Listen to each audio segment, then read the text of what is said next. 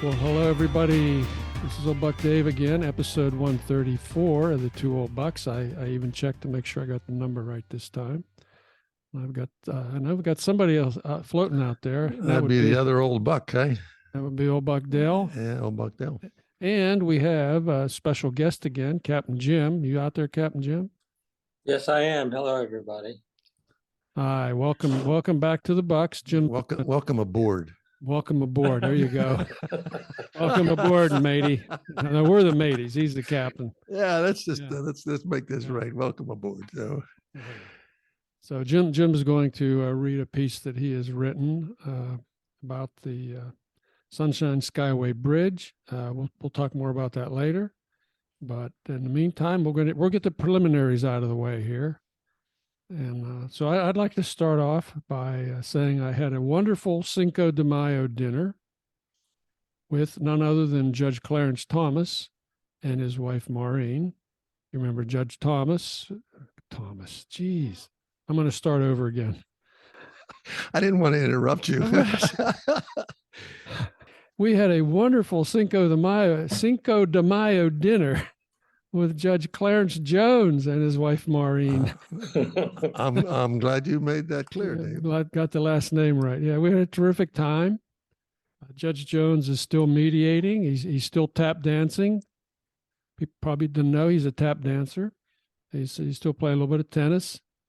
And he paid us a couple high compliments during dinner. He said, I really like listening to you guys. He said, I just like listening to you. And his wife, Maureen, jumped in and she says, yeah, I love it too. I just love to hear the sounds of your voices. She said, now your content, mind you, is mindless. She says,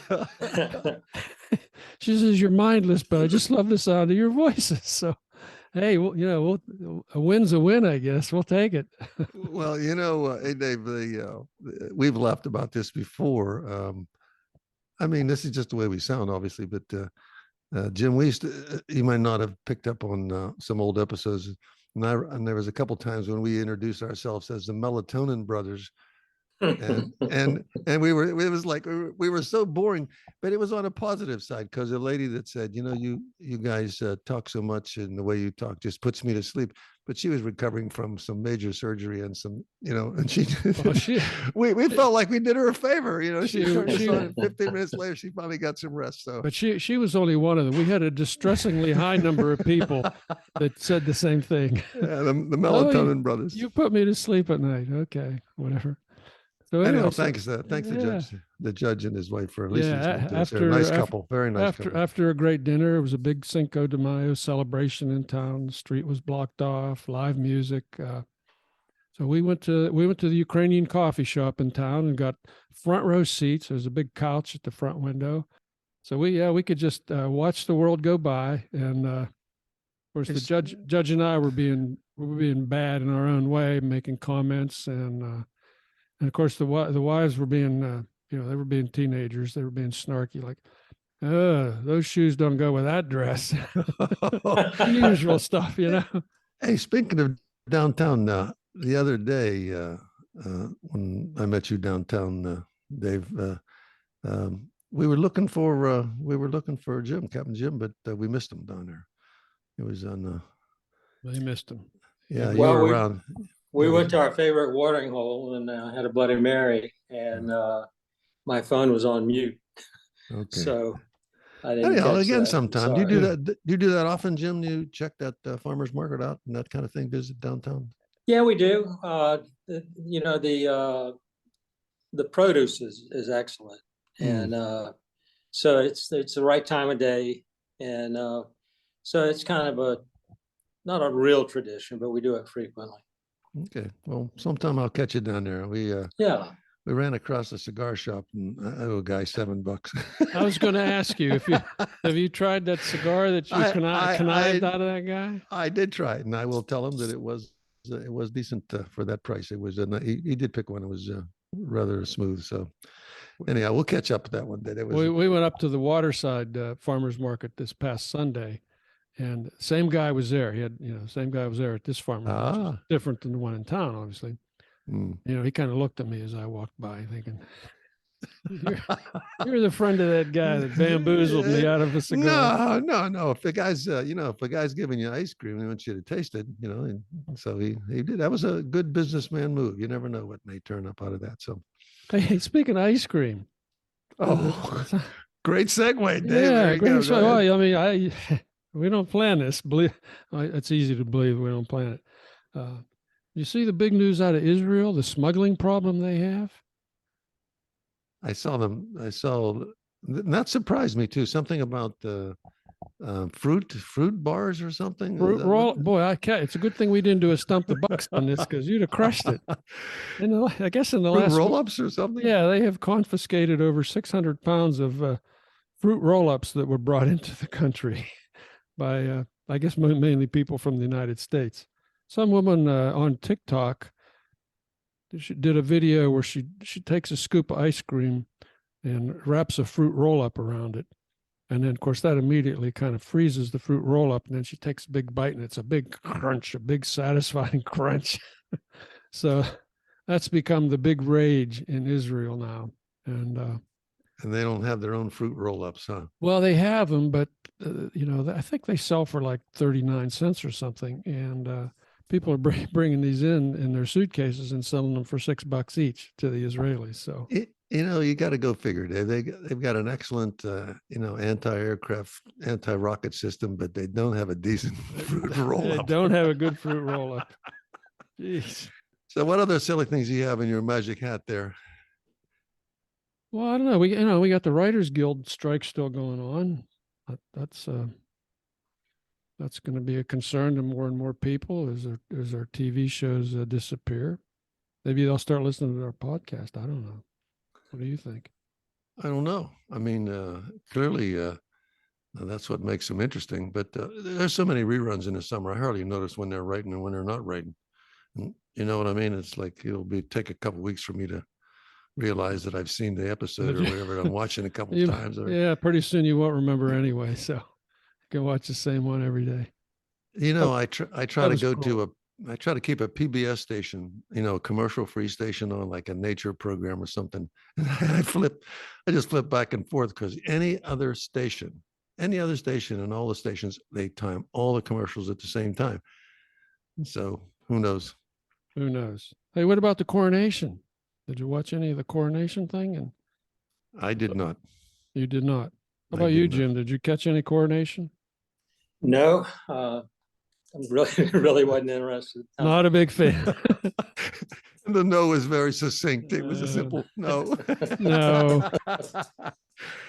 I guess did you see the picture? Did you see the official picture of him and Camellia? With the big crowns on? With the crowns on. What a striking couple. The 5 pounds. Yeah, my gosh. I tried to picture that. I tried to picture balancing a 5-pound bag of sugar on my head. That's exactly the thought that came to mind. I said, my God, you wouldn't be able to turn your head. You couldn't say what? You'd say what? Well, I guess there were 2 crowns. There's the heavy crown, and then there's the walking crown. You notice he had 2 different crowns on. I didn't notice that. Somebody pointed that out, because you can't really walk in that other crown. I would think you couldn't. It would be impossible. Yeah. But I'm as I said before, I'm really not a big fan of that whole royal family thing, but it was quite a spectacle. I watched, I don't know, you could not, if you had the TV on, it was on like every channel. Every time I see anything related to the royal family or in that coronation kind of thing, I always think of Mel Brooks's movie. You remember The History of the World? History of the World Part 2, or whatever one, where he says, "Hey, it's good to be the king." It's good to be the king. Good to be the king. Yeah. Whatever he was doing was outrageous, obviously. And he says, "It's good to be the king." So, well, you think though, England's had kings since like 925, something like that, depending on where you decide it's actually England. And they caused a lot of trouble. They caused a lot of trouble. They caused a lot of trouble. Yeah. A lot of people are trying to back away from the old Commonwealth thing. So anyhow, I really would like to hear Jim read his essay. You say, in other words, I've got enough mindless babble from Dave. Okay. No, it's just let's do that. Let's do that. But I want to set this up, Dave. I want to set. You're going to set it up. Yeah, this is. I Did you read do that. some research on this. Well, I read it up. I mean, I read the essay, and I just felt that actually hearing the man who was there, read this story and tell other people, and we know this has to do with the time. This was what, 42 years ago now, I think. Correct me if I'm- 43. 43 years ago, Yeah. May 9th, 1980. Yeah. Yeah, set that up, Dave. It was Okay. the boat hit Well, that it bridge. was the Sunshine Skyway Bridge, which spans the lower Tampa Bay between St. Pete and Terracea, I guess. And a freighter collided with the bridge pier, and obviously causing massive damage to the bridge, and a number of people were killed. Jim has a very personal story. He was part of that very kind of tragic day, and so he's here to tell us about that. So, Jim, could you, with that, would you read your story? Okay. I got into a writer's class with Ringling Museum, and there's about 10 people in there that are writers and 2 moderators. And I jumped into the deep end of the pool because most of them are reading chapters out of their books, and getting advice on them. There's some excellent people, and you give everybody a copy of your piece that you're going to read, and they critique it. Mhm. And some of them have been editors before, so it's I really never considered myself a writer, but for some reason or other they like the stories, they have a little drama in them. But anyway, the title was The Skyway Disaster. So at 7:33 in the morning of May 9th, 1980, the freighter MV Summit Venture collided with a support pier near the center of the Sunshine Skyway Bridge during a sudden squall. It resulted in a catastrophic failure of the southbound roadway and the death of 35 people when several vehicles, including a Greyhound bus, plunged into the bay. This happened on a Friday morning as I was driving to my office located in the port of Tampa, 35 miles from the accident. The weather was ominous. A large, powerful cold front was sweeping through the Tampa Bay area. The weather would mess up the weekend fishing trip. My mood was coming down from the excitement generated during the U.S. Coast Guard Blackthorn rescue mission. The day would consist of performing administrative duties for my company, Coastal Marine Construction. I was in low spirits. When I entered the office, Kathy, my office manager, informed me the Coast Guard station in St. Pete had just called and wanted me to call him back. The chief petty officer answered the phone. He said, the elevated portion of the southbound Skyway Bridge has been struck by a freighter and collapsed. People are trapped underwater in the structure, and cars had plunged 150 feet through the open gap where the bridge had been. The petty officer requested we send a dive team to the Coast Guard station in St. Pete, similar to the one we furnished for the Blackthorn rescue. We are on the way, I responded. Most of the guys were in the shop repairing equipment and doing maintenance work. They were just filling out time to round out a 40-hour week. It would be unsafe to work on the water in these stormy conditions. The night before, Jim Hatch's white Chevy van had already been prepared for today's canceled diving work. Loaded inside was a diving compressor, dive hoses, communication equipment, and the diver's personal gear. Running to my truck, I shouted, the Skyway's down. Rick, you go with Hatch. Fuzzy, you come with me. Once again, we were racing off to the St. Pete Coast Guard station. Traffic was light on westbound Interstate 275, and we could maintain a 100-mile-an-hour pace. The 56-foot-long landing craft was waiting with its bow ramp lowered. We drove the van aboard, and the captain got underway. Fuzzy and I suited up into diving gear. Hatch sorted out the air supply lines and communication cables. The ferocity of the storm passed, and visibility was about 3 miles through the light mist and drizzle. A surreal image began to develop as we approached the bridge. The image in my mind did not square with the vision I was now seeing. 1 week ago, the last time I saw the bridge, it was long and symmetric, spanning Tampa Bay, connecting Manatee County and St. Petersburg. It crossed the main shipping channel of busy Tampa Bay harbor. Most of the 4-mile-long bridge is a concrete trestle running about 20 feet above the water. In the center, crossing a shipping channel, is a 1,200 feet long steel girder beam assembly gently rising at a 3-degree incline. This continues upward into an arc, and at its peak, it provides a 150-foot opening above the water. Large ocean freighters and passenger liners pass underneath it. What I saw now from a distance was a conglomeration of the general arc of the standing bridge, contrasted against the twisted remains of her sister span. Half was in the air and half collapsed onto the concrete towers and submerged in the water. A portion of the span was draped over the bow of the Summit Venture. The only survivor to this shocking event was one motorist. His car bounced off the deck of the ship and fell into the waters below. His seatbelt was on and the airbags deployed. Boaters rescued him as he desperately swam against the tide.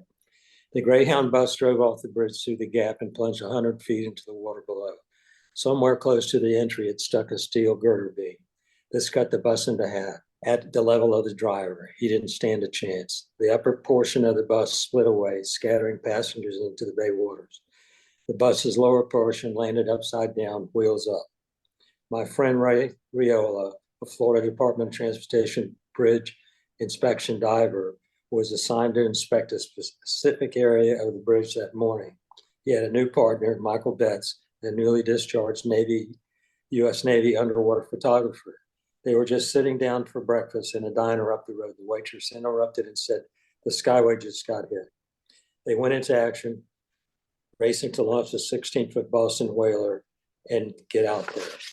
Eckerd College, 2 miles from the bridge, was conducting emergency response to scuba training classes. They were called out with their dive boat and were the first divers at the scene.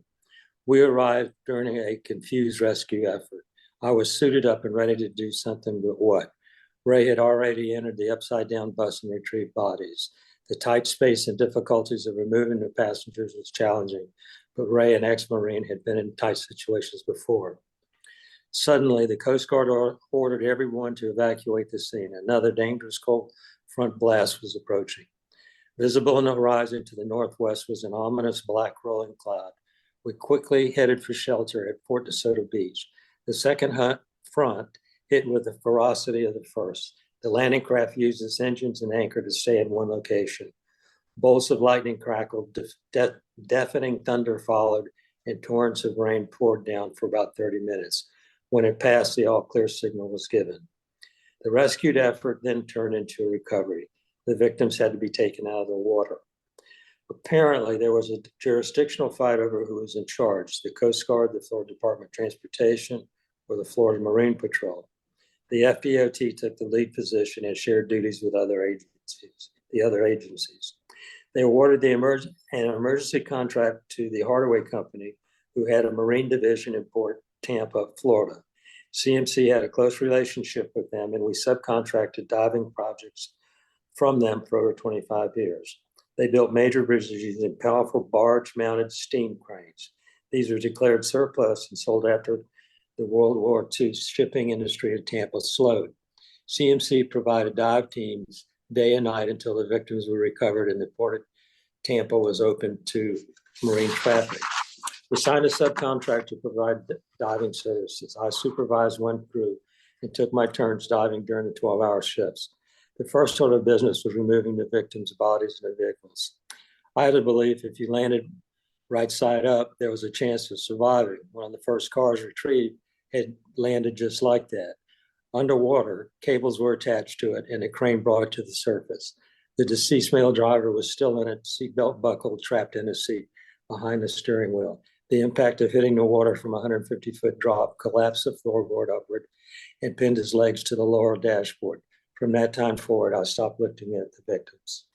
Robert Gurdon and his diving partner attached 4 heavy steel cables to the to the Greyhound bus, and the crane raised it out of the water. When it emerged, the male passenger tumbled out as the water drained.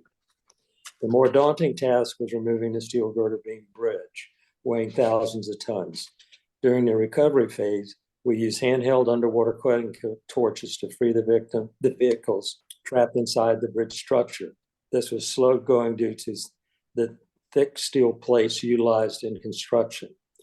Hardaway contracted with a Louisiana-based underwater demolition company to place explosive explosives at critical locations on the structure.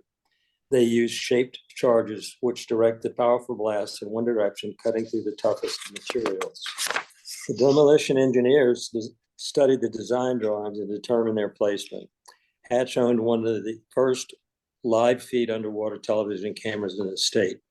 The diver would video a tangled mass of steel. The demolition engineer would calculate how much a severed piece would weigh. The barge-mounted steam crane's lifting capacity was limited to 100 tons per lift. The shaped charges used were housed in empty 1-gallon metal paint cans. Technicians would place a ceramic cone and seal it at the bottom of the can with the tip pointed up. Next, he would pour in blue-green explosive liquid, filling it to the rim. Once the lid was sealed, there would be 3 feet of detonation cord sticking out. The Cajuns called them pigtails. Hundreds were made. These demo guys were pros. They were relaxed, working around pallets of explosives, chatting in an almost indecipherable Southern Louisiana dialect. I believe the vernacular is Coonaz. With the aid of the TV camera and still photographs, divers attached charges to specific connection points. I worked in shifts with my standby diver and several other dive teams. The explosive charges were firmly secured in place by wire, pointed in the direction dictated by the engineer. When the last charge was placed, the Cajuns took over. They had to tie all the pigtails of the individual charges into an uninterrupted network of detonation cord. It looked like a spider had spun a web of det cord around the tangled steel. The whole explosion had to happen at once. At 1 a.m., the job of connecting the det cords was completed, and the order to move the barges back a safe distance was given. The underwater concussion from the blast could split the steel plates welded together, which formed the barge's hull. The flotilla barges retreated to what the supervisor thought was a safe distance. That was about a quarter mile away. The standing northbound bridge was blazing with light shining down with the power of the sun. The captain of the tugboat announced explosives would be detonated in 5 minutes and started screeching his loud steam horn. After 5 uninterrupted minutes, he announced, "Fire in the hole." A huge wall of water erupted over the bridge construction lights. Imagine Niagara Falls cascading upwards. The water is erupting skyward. 2 seconds later, the violent blast of the explosion and concussion ripped us. The deck of the barge jumped when the concussion passed underneath it. Immediately, the deck crew opened the barge's access covers. They entered the compartments looking for leaks that might have been started by the concussion. There were none observed, and the order to move back into position was given. Large predator fish, tarpon, snook, grouper, and jacks were floating dead on the surface. They had been feeding on the millions of greenback minnows attracted to the bright lights attached to the standing bridge. I was approached by Charles Garvey, the American Bureau of Shipping representative for the port. He had a firm handshake. Our friendship was based on professional contact over 6 years. When a ship went aground, CMC would inspect it underwater, and I issued a written report. "Jim, I want you to take this tape and measure from the base of the North Pier, Bridge Pier, and conduct a 150-foot semicircular sweeps looking for debris sticking up. The port is bottled up, and we need to get the ships moving." "Okay, Charlie, I got it." I jumped in the water about 3:30 a.m. and headed down, 50 feet to the front of the North Pier on the east side. I had the measuring tape, a 3-pound hammer, and a piece of rebar. The tide was just starting to come in, and the visibility was good for Tampa Bay, 6 to 8 feet. Approaching the bottom at the limit of my visibility, I was trying to process what I was seeing. My diving light illuminated a mass of silvery objects, slightly undulating in the tide. As I got closer, I could see better. I could make out individual fish. The bottom was carpeted by 1-foot layer thick of dead greenback minnows killed in the blast. They were attracted to the bright construction light. Greenbacks are the same size as canned sardines, 4 to 6 inches. They are most abundant in the warmer times of the year. I reached the east side of the concrete support pier and drove the rebar into the ground. Into this attached the free end of the measuring tape and conducted sweeps to the bottom, trying to locate obstructions. I couldn't see very far, but if an obstruction was there, the measuring tape would wrap around it. My direction, swimming against the tide, would change, indicating I had snagged something. I had done this in 50-foot increments until I reached 150 feet. Completing the first loop at the east end, I retrieved the rebar stake and pounded it into the ground in the center of the support pier and went through the process again. The carpeted greenbacks were there just as thick. The last sweep at the end of the support column, I had to fight an ever-increasing incoming tide. My dive helmet was attached to an air hose, communication wire, and safety line leading to the surface, and the force of the incoming tide was exerting more pressure on it. The last sweep revealed nothing. As far as I could tell, there were no obstructions. I had covered around 30,000 square feet, and every bit of it was covered in a thick mat of dead greenbacks. The area illuminated by the construction lights was around 4 football fields in total. I don't know what the kill radius of the blast was, but millions of fish died. The inspection took about an hour, and when I climbed back aboard the barge, Charlie debriefed me. There was a crowd of officials listening in. They conferred for several minutes and decided to open the port. The ships would have to stick to the north side of the bridge channel and proceed single file in one direction for a period of time and reverse the flow at the direction of the port operations manager. Our job was over with Hardaway. The Cajun divers took over. There was more underwater explosives demolition required, and we were not qualified. I returned to the office and began processing backed up paperwork where I left off before the accident. The end. Yeah. That's What a ride. what a ride. Yeah. It's not a seafaring story, but it's certainly a story about the sea. And, Well, you do what you got to do, you know, and we put ourselves out there as, as divers, and they asked us to do a job, and we got to it. 1 month. Hey, Jim, I just want to thank you for that, number one. Okay.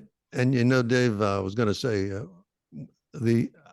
in my lifetime, I don't ever require being in a situation. I mean, I've done a lot of volunteer things. It's not that I haven't had a lot of adventures, but there's a difference when you run into a situation where it's like, you got to do what you got to do. And you know what I mean? You stand up and do it. Not everybody can answer that call. Anyhow. yeah, there were certainly some lines that really struck me. I mean, when you said the rescue effort turned into a recovery effort, I mean, that's like, okay, this is now a hopeless cause here. No, it's Yeah, it was the whole port of Tampa was shut down. I mean, no ships could come in or out, and it took a couple of days to get the cars out and then to read the explosives, and so there was a lot of boats that wanted to get in and out, and Hardaway was out there for maybe another 3 weeks to a month in doing selective demolition to get these girder beams out. And they had timed their charges for about 11:30 in the morning. Then they could get the oil hot for the fish. They got killed, and that's the truth. That's the truth. So, Jeez. And a friend of mine, a real good friend of mine who worked for me, when they would do the demolition of the standing sections, the columns, they would load them up with charge, and he would put about 10 gallons of diesel and about 50 pounds of flour right next to the charges, and this great big, orange billowing, an explosion would occur, because if you didn't have it, it'd just be like white, So there was a lot of people involved in that, a lot of stories, and we just got back to doing what we were doing. We had other work to do, and that was it. I was going to say, Jim, did the people that were involved in that particular operation, did they ever get together afterwards, maybe, or in class, it's about a 3-to-1 ratio men to women, and I've got other stories that are very similar to this. Oh, And the women asked me. She said, I said after 43 years, I just got together with a friend of mine that we'd been in a very dangerous cave incident, and I said, no, we haven't talked about it. And I said, we only just kind of laughed about it, and I guess that's the difference. I mean, we never did really decompress.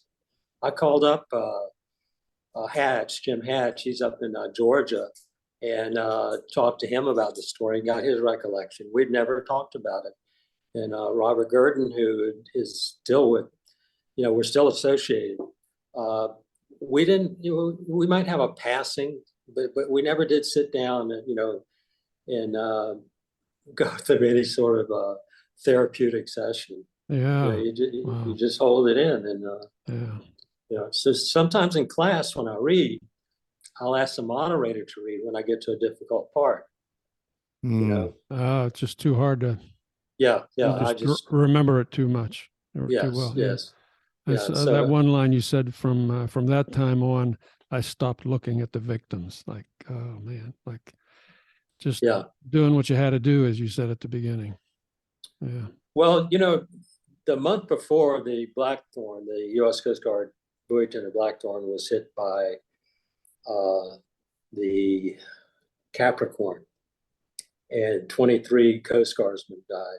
So I wrote a story about that, and I couldn't read the story. You think you could read it for us someday?